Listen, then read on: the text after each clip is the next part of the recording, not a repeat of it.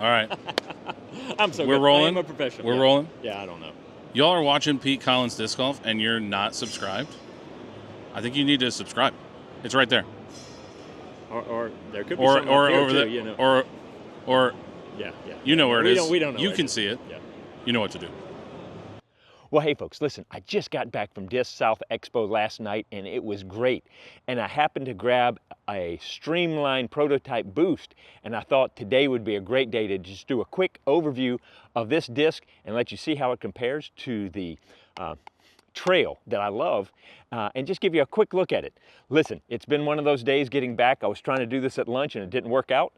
And so we're just going to do what we can. This is not going to be the super complete thing. That you need to go over to Six Sided Disc for all that good scientific stuff. This is just me flinging a few and letting you know what I think about it. And I'm going to bring you along right after the intro.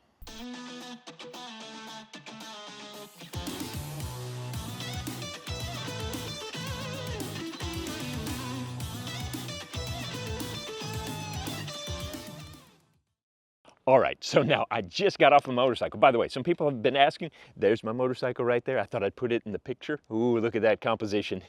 Yeah, there's actually a truck right next to it. So anyway, it is what it is.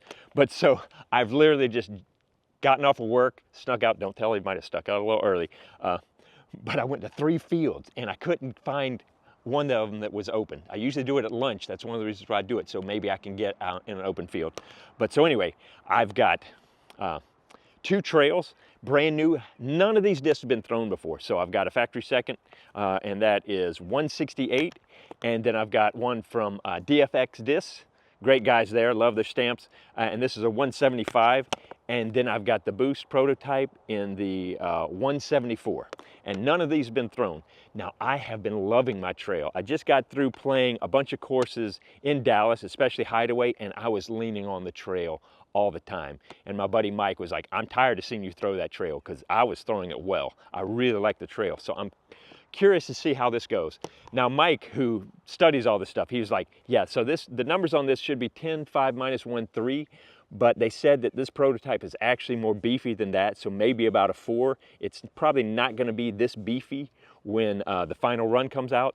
So just keep that in mind. But we're still going to throw it because we'll have a little fun. I'm going to try to throw it on both forehand and backhand. We're going to see how much time we have in all this. And then if I have enough time, I actually brought a little radar gun to see if I could then throw some slower speed discs and give you an idea of what the disc would do at some different speeds. That's my hope. I just don't know if I can do it all. Bear with me. Let's see what we can do. I'm going to start with the let's go with the 168 trail, and then we can go from here. So just for your records, all the way out to the basket is 350 with about a 10-foot elevation ish. So I've got to throw a little bit higher up. This is not the most ideal, but this is the best I can do in this area. So let's see what we can do.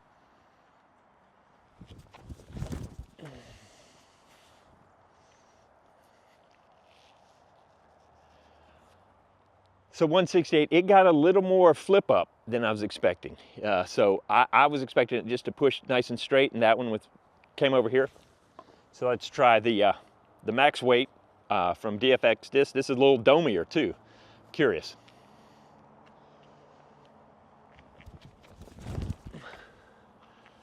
Oh, kind of yanking over on it. That one had a little more pull back. These are kind of the test throws to get my body semi-warmed up. It's also, did I mention, it's a little cool today. You know how much I like the cool. All right, this is what we came out for. Most of y'all probably know what the trail flies like, even if I didn't show a great example. All right, so because I know this is supposed to be beefy, I'm gonna try to put it on highs. I'm gonna try to do a good flex shot on this guy.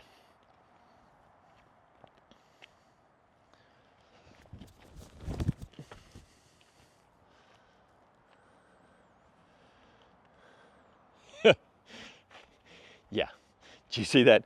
Hopefully you saw it was just over here and back here. That reminds me a lot of kind of my beefy boss. So except for 10 speed. So let me go get him, we'll try it again. All right, that was a decent first run. Let's try it again. Oh, gotta let Zach get out of the way. All right, before the goober gets out of his car, let's go.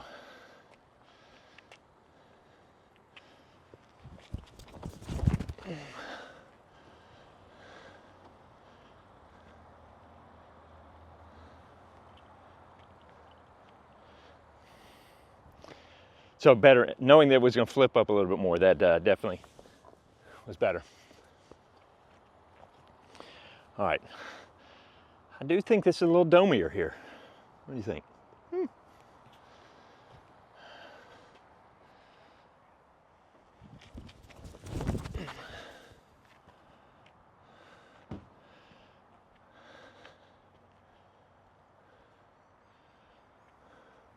Yep, just past the basket. I'll take that. And then finally, the beefy.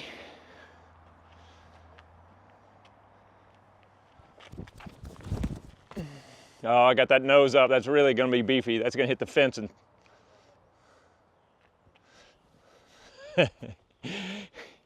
Yeah, it's beefy. Let me go grab it. Okay, so after just 2 throws, I can tell this is a beefy, yeah, 3, maybe 4.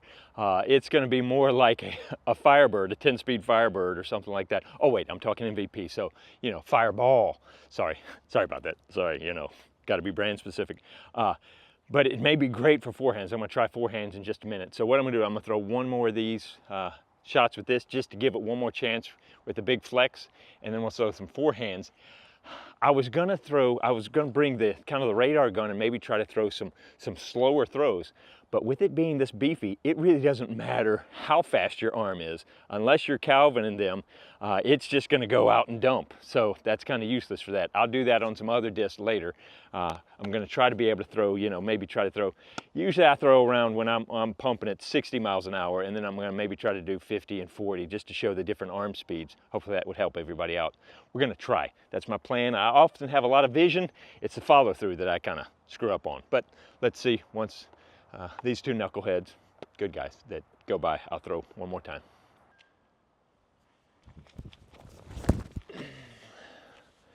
Yeah, I tend to want to flip that guy up a little much. I didn't get my cleanest release off that trail, so I kind of rolled it a little bit. This is a guy I want to lean on.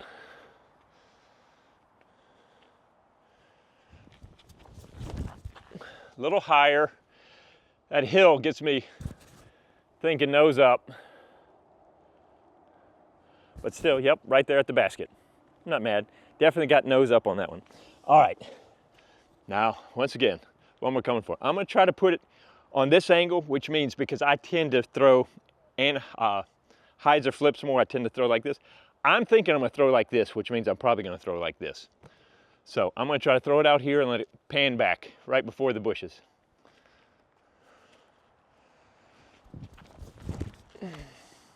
Nope, still got a little nose up on it.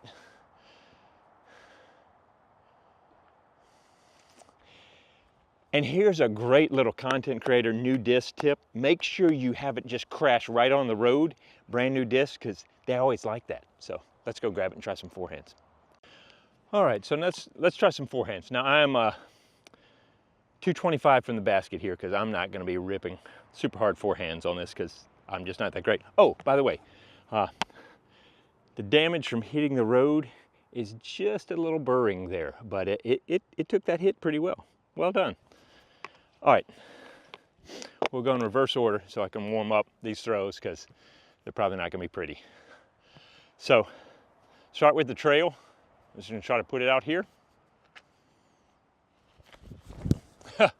Nice and low, look at that, yeah. Turn away, folks, turn away. All right, let's try that again, Pete, come on. There we go, that's better. See, I need, because I tend to drop, it's amazing. I drop both sides towards hyzer. So I tend to miss on the inside with my forehand, so that's why something a little less stable, like the trail, is actually good for my forehands. I've got to really think about putting this one on anhyzer and let it chop back. I'm going to try to do a nice chop on this one.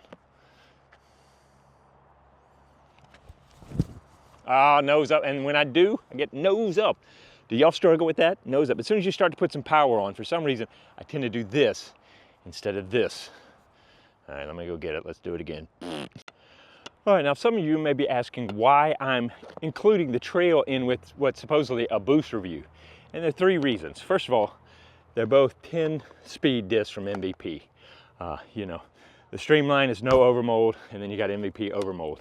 The second is, the Trail is one of my favorite discs of the year.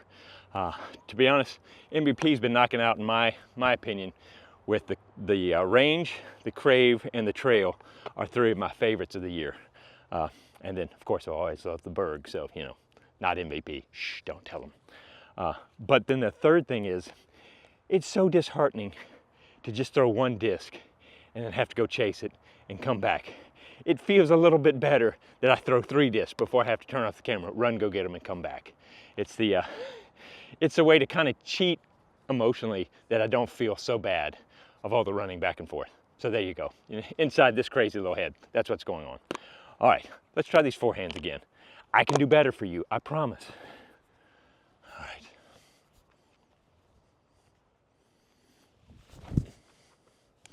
Better? It's either feast or famine. I'm either up in the air or down in the ground. Junior Birdman? Birdman? All right, let's do a little bit better. Come on, Pete, a little bit better.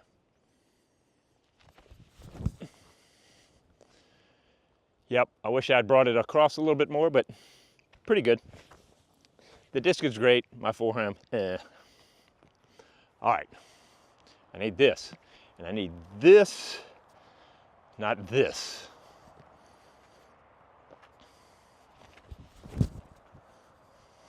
There we go. Yeah, all right. I did a thing, I went through, yeah. And that thing's beefy, just whew. All right, let me go get him. Okay, I just realized the other dangerous thing about me going and doing this stuff is that I have time to think between times. And I think 10 speeds are really kind of that sweet spot for most folks. I think 9 speed or 10 speed is great for most people's arm speeds. That's kind of, you're reaching the top of that. And then if you got a little more speed, you can go up at 11, 12s, etc. But I know we all got into the destroyers and the race and stuff like that. But I think for control and distance, you know, these 10 speeds are really nice. I gotta wait for Zach to get his crap. I should hit him right in the butt. Let me see if I can hit Zach.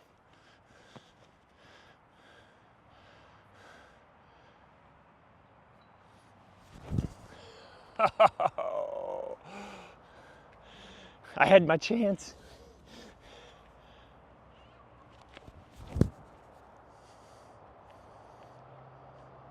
Oh, dang it, well, you know, I got a good rise on that one. All right, hold on. Stay right there. Ah, too high.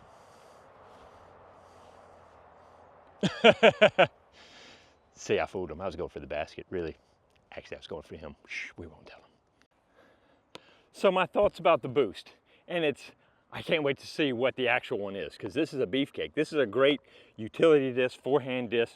Chop in there and let it S-curve. You know, I love this, and this one's not bad at all. But I'm curious to see if it'll be a little less beefy, because most people's arms, this is gonna be strictly a forehand or utility disc. Whereas the Trail, the reason why so many people like the Trail is it just likes to push straight. And if you're a slower arm, it pushes straight and then has that nice reliable fade. And so, listen, I think it's gonna be a great disc, but if it's gonna be an amazing disc, I think it would be nice if it was just a little less stable. And I know that's not shocking, because they're even talking about that.